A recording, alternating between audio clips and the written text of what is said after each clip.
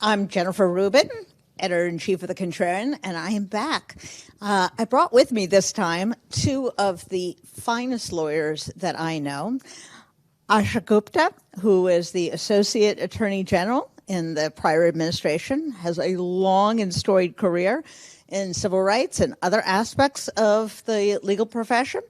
And we have Asha Rangappa, who is a former special agent of the FBI and is now the assistant dean at the Jackson School of Diplomacy at Yale. At Yale. When we decided to put the panel together, I thought there is a connection between corruption and civil society. And 50 days ago, that was true. It seems to be even more true now because we have seen this pattern of Trump trying to corrupt civil society institutions, law firms, colleges, all sorts of independent players in order to bend them to his will, and in the process get them to betray their professional values, their independence. Are you surprised that there has been the really concerted effort to go after these independent players? And if so, how have they done in responding? Well, it's thank you for hosting this conversation, and I'm so glad to be here with both of you. I think that everyone had a vision and understood that the retribution agenda was going to be quite serious for the president. But I will say that I didn't see the law firm thing coming. I did not imagine executive orders out of the White House that would singly target law firms by name. And then when that started to happen, I think I might have taken for granted, as did apparently a lot of us, that law firms would recognize that if they didn't stand up to fight what is a blatantly unconstitutional order. This is not these were not orders where lawyers put their heads together and had a committee and said, wait, like, what are the claims? Is this legal? What can we? These are blatantly unconstitutional orders. We started to watch, and when Paul Weiss capitulated, that day actually felt among the worst of the last 100, to be honest with you, for me. There are a lot of things that have been terrible that have happened. But I think what really kind of shattered me was the fact that these are lawyers. Yes, they're a business. I get that. But that we all took an oath as lawyers to the Constitution. And so to capitulate in this way as a group of elites that are making millions and millions, I don't begrudge them making their millions, but to not be able to hold the line and say we are not going to capitulate to what are blatantly unconstitutional orders threatening our existence was really, really shocking. And thank goodness there have been many law firms that have stood up, and 500 that signed the amicus brief in support of Perkins Coie when it was targeted. But I do think that this was a moment that actually was a warning for the rest of civil society, for the universities, for the nonprofit organizations and the foundations to understand that A, this was real, and B, the only way through this truly was through collective action, upholding the Constitution, not capitulating to Donald Trump. I have to ask a Yale alumni her view of Harvard, which is a little bit of a loaded question.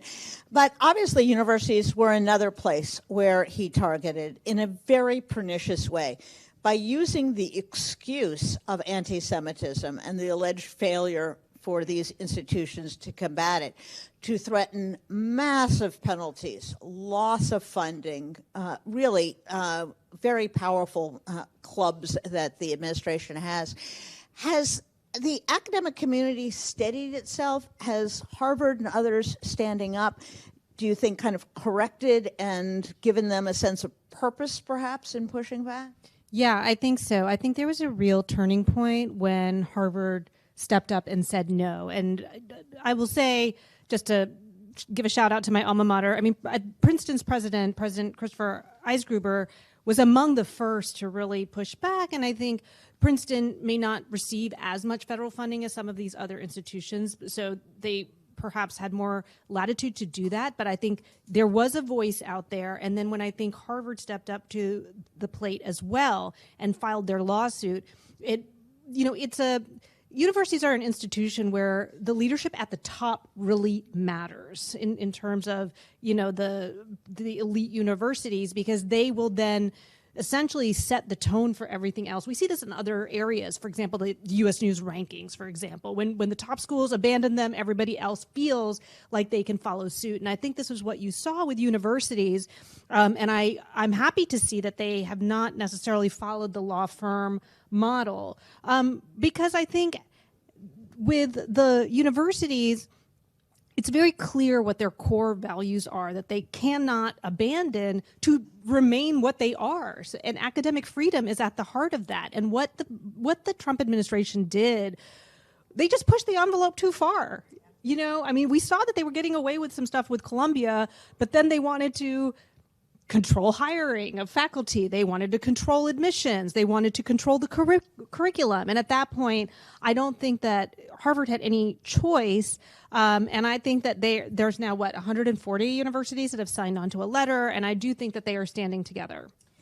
By the way, don't you remember? It was a mistake, you see, that letter went out to Harvard, which is the ultimate dog ate your homework kind of excuse. Well, I think it's a lesson that as soon as there is some pushback, this is the classic case, and we see this in different contexts, but they step back.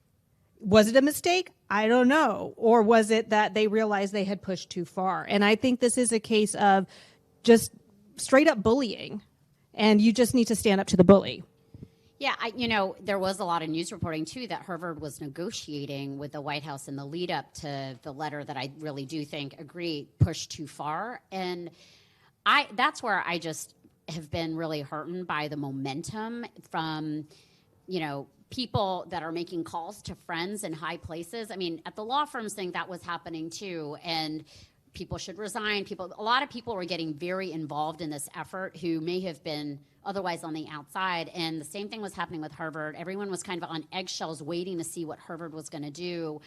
And I think it mattered that the media kept talking about it. People kept talking about, well, what is the endowment for? Like, if Harvard can't fight, who can fight? And so it was a really powerful moment. I agree, when it was kind of the opposite of Paul Weiss, where it felt like, the addition of incredible momentum to push back against the intense bullying and kind of retribution agenda and kind of pushing institutions to do things according to a very political agenda and really breaking the heart and values system of civil society.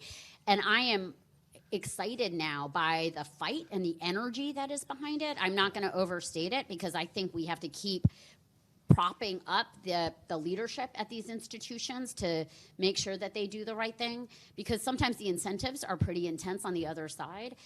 But I do think it takes a lot of work from all of us seeing ourselves as invested in the future of these institutions and organizations. These are not just like ethereal institutions that live out in the middle of nowhere. These are core to our democratic functioning.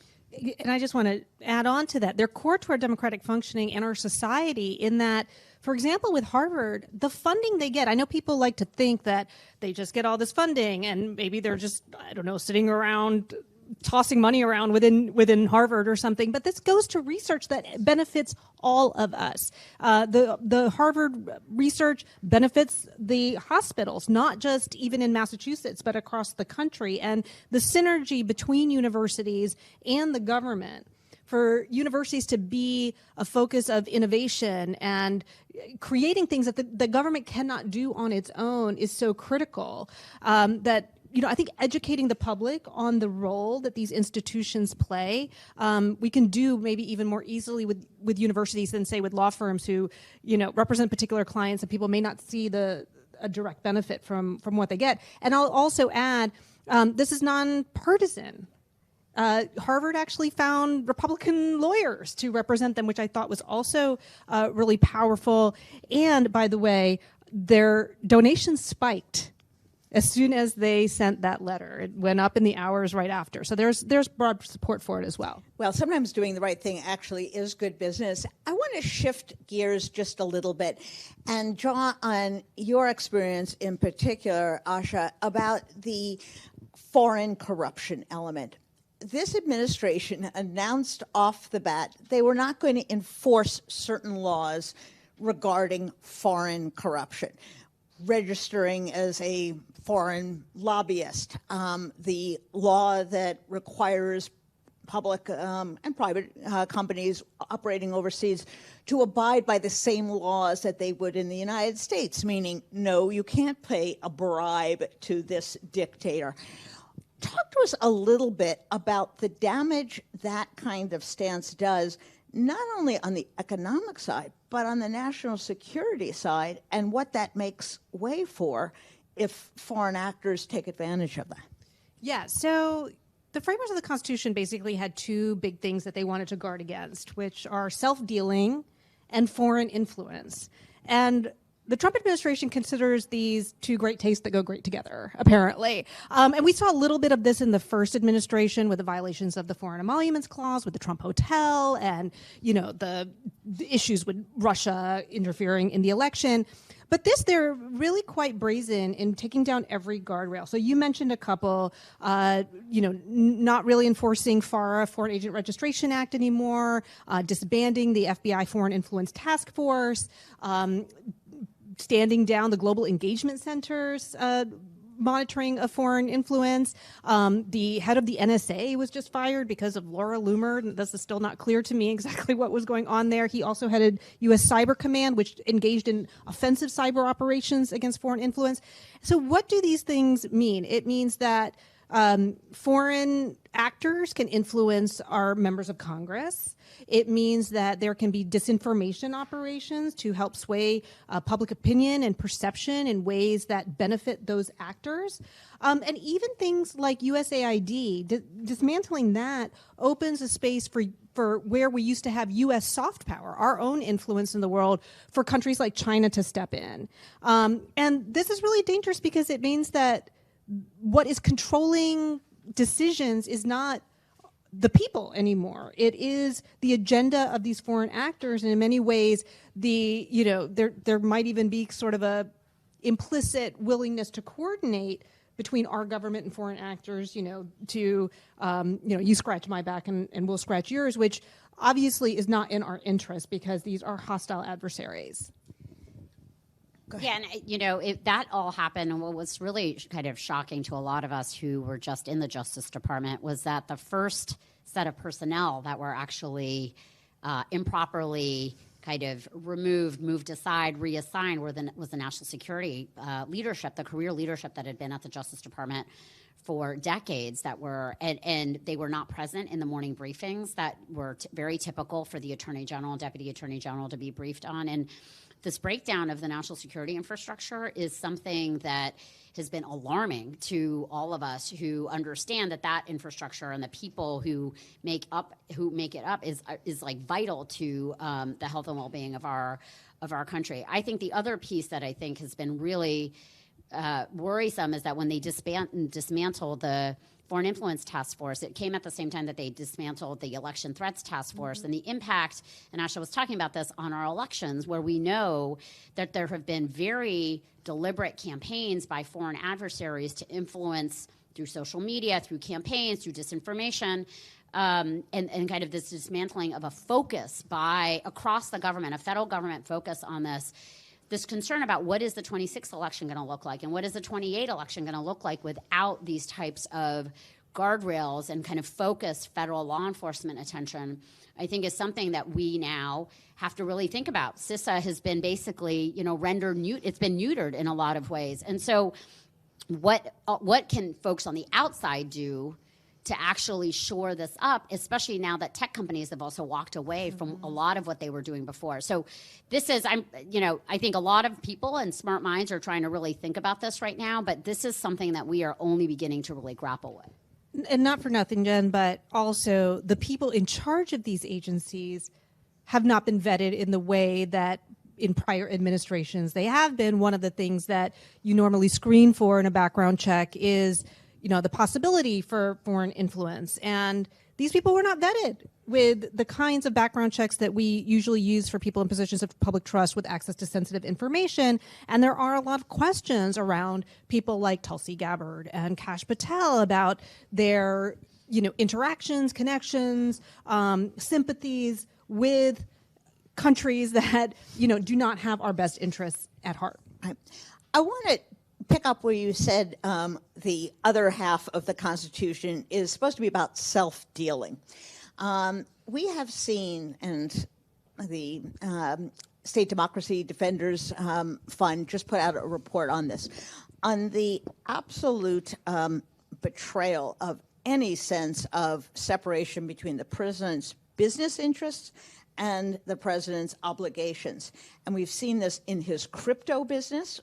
He's opened one before he became president. He's opened another.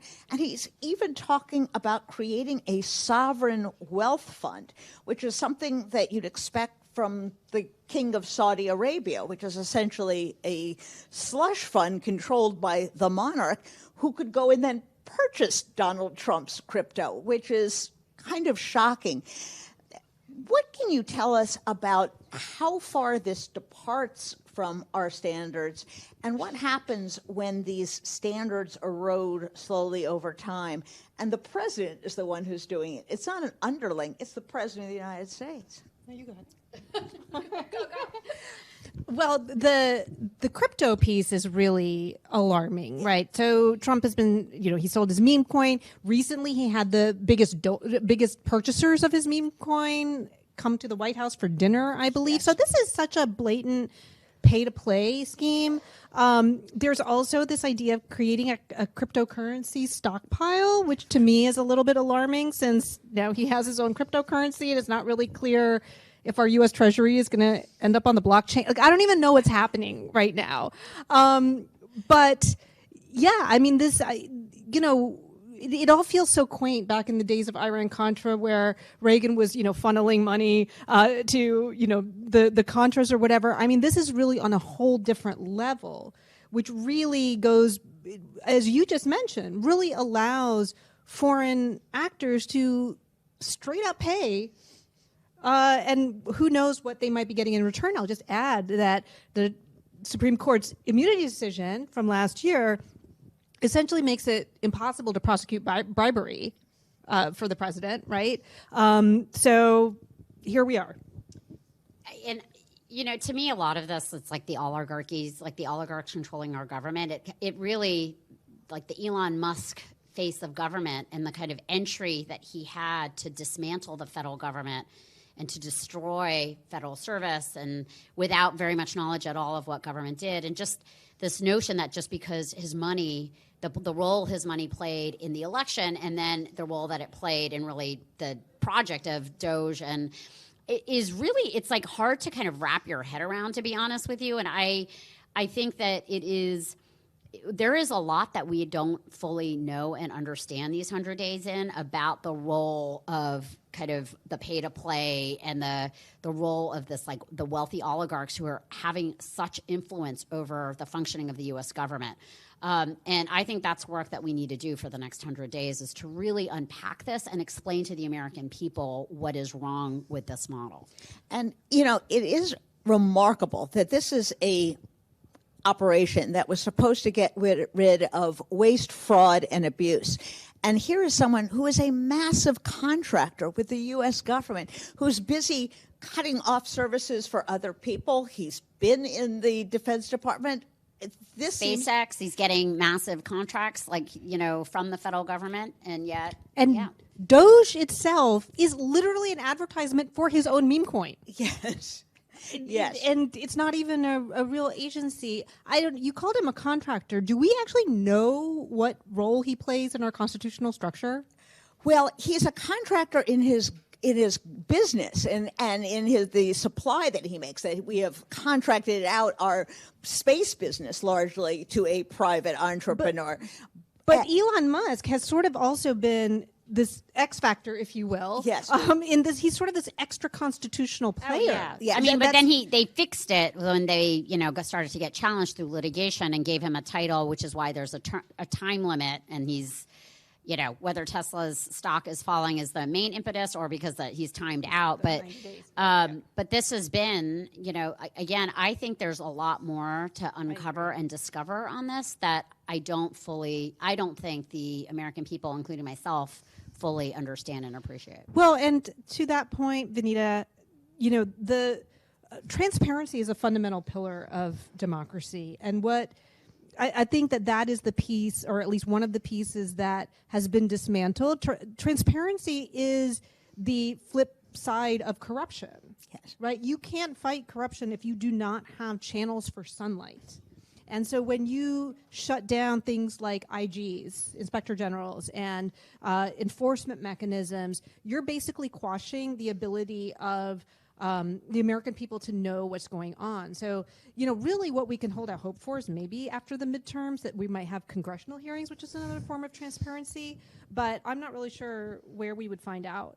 Well, this is actually, I think, brings us back to the beginning of this conversation, which is there has been an effort to dismantle the structures of accountability, not only within the federal government, and you named some of them, but I think what the effort to kind of dismantle civil society on the outside, which largely exists. It exists outside of government, and there's a big cohort that provides key services and programs to the American people, but also a big part of American civil society that holds government accountable. And when you have an administration that is seeking to break that infrastructure because you disagree with being held accountable, you disagree with the opposition holding you, challenging your policies, et cetera. To me, this is why it's important to connect these dots to understand the kind of the broad ecosystem and what the agenda really is. And what is, I think, really important is civil society is fighting back. And that is, but this thing about holding the government accountable, a lot of that mission resides with civil society outside, especially most importantly when the federal government structures break down. It also depends upon a separate branch of government, which is found in Article 1 called the Congress of the United States. Wait, I thought we were done with that. Yes, and they seem to have been written out. Now, you talk about transparency. In a normal functioning political system, the Congress would be subpoenaing, would be investigating, would be holding public hearings. Is any of this going to fall within the purview of anybody in Congress any time? Can I just say before Asha, also would be protecting its own institutional authority, which it clearly has ceded when the president's assuming all of the spending powers that actually reside with Congress. Exactly. So talk a little bit about how Congress should be playing a role in all this and the complete abdication of Article 1, which is the Congress. Well, I think we have a tendency to think that the courts are going to save us. But the January 6th case is an example of where I think Congress actually did so much more, or was able to bring so much more to our understanding of what happened than the courts, because the courts are limited by all kinds of obstacles that they have to follow. But the hearings about January 6th laid out so much that we now have this extensive criminal record, or extensive congressional record of what happened. So that transparency is really important, and especially when, as in the case of the courts, in terms of the accountability, part of the reason they're going after the lawyers is because courts are an institution where you can get transparency and discovery. They don't want that. They don't want people representing these clients and challenging their policies. So they're shutting down the lawyers. They're shutting down the internal government mechanisms. As you said, there's only so many institutions in civil society that can kind of make up that gap. In our remaining time, I want to ask each of you about how this gets fixed in the future, provided that the Trump people leave office at some point. Some people have argued that we need a whole set of new laws, new regulations, new structures, and others have banked on return of democratic norms. Now that Trump has displayed writ large all of the loopholes, all of the cracks, all of the deficits, Do you think we're going to need a legislative tsunami to repair this? Do you think we just need people in government who are dedicated to clean government, to abiding by the Constitution? Where do you see the correction? So I think that work to think of the rebuild, and Asha and I were talking about this, needs to start now. Yeah. And I think because it takes time to figure this out. And I don't think it should be a return to what was there before. There were things that were not working in government. Now, DOJ didn't really care or seem to care about what was working and what was not working. They were just wholesale kind of laying federal workers off. But I think that work needs to happen now, and there's going to be a need for some legislative reforms, actually, because our norms clearly did not hold and got broken very quickly. And so what norms need to actually be legislated to protect our democracy? I think that's a big question. Obviously, personnel is policy, but personnel is very dispensable. And so I do think that we need to think about what are the mechanisms that we need to put in place to rebuild anew, not return to old. There were things that were broken. There were things that were corrupt about the government, et cetera. How do we envision kind of a new way of having federal government impact in our communities around the country? And what does that rebuild look like? I think that work needs to start right now. Yeah, I think, we're going to enter a phase like we did after Watergate, which led to a lot of reforms and a lot of extra guardrails that could not be taken for granted anymore. The Ethics in Government Act of 1978, the restrictions on how presidents can use tax returns, et cetera. So that is going to have to happen as well. I also think that at some level, we need to return to this idea of public virtue. Because there's only so many guardrails that you can create, but you have to put people in these positions who actually feel an obligation to the greater good. Because I just don't know how many things you can possibly legislate. So that belongs to the people. And I think it's really important that people not feel apathetic because of the corruption. I think there is a tendency to be like, everything's corrupt, we're just going to give up. But we can't. And we have to kind of want better people in these positions, and then also create some of these guardrails. Last question for both of you. Are you optimistic that the American people still want a democratic government, a clean government? I am. I think we are seeing a lot more momentum in that direction today. And for me, this is not a partisan effort. This truly is about countering the authoritarianism that's taking root. I am hopeful, though. I don't think that this is going to last. I think it is going to be long and devastating. But I am so excited by the energy. It was, I think, in the early weeks, it felt like, where is everyone? What are we doing? But we've got momentum now in the courts. We've got momentum. You've seen people taking to the streets. You've got people that are organizing. And to me, that's what, despair is not an option. Despair is like a tool of the privileged. We can sit around and cast stones or shut down and say, I'm just not going to watch the news. But the reality is more and more people are seeing how they can be actors in their democracy. But it's going to take work. And I think above all, it's going to take community and community building. And that's why, I wanted to speak here at the Contrarian. It is important to understand that when you're at home and feeling despair, there's actually a lot of us out there that really love this country so much, love its history, love its future, and are going to roll up our sleeves or have rolled up our sleeves to do the hard work to make sure that this country can actually get through this and then start the path again to live up to its ideals. Asha, I'll give you the last word. Yeah, so I do have hope. I think in some ways the silver lining of the Trump administration taking it to the extreme that it has in these first 100 days makes us realize very early exactly what the plan is and exactly where we are. And we're no longer in this boiling frog situation. We've been dropped in immediately with the forced disappearances, with the DOJ, with the dismantling of things that are affecting people on an everyday basis. So I think we know what's at stake, and I think that's actually a benefit to us, because then we know exactly what we're fighting for. It's not all cloudy. So I would like to think that, as Vanita just said, is encouraging people to get mobilized in a way that we weren't before. I want to thank both of you, Asha, Vanita.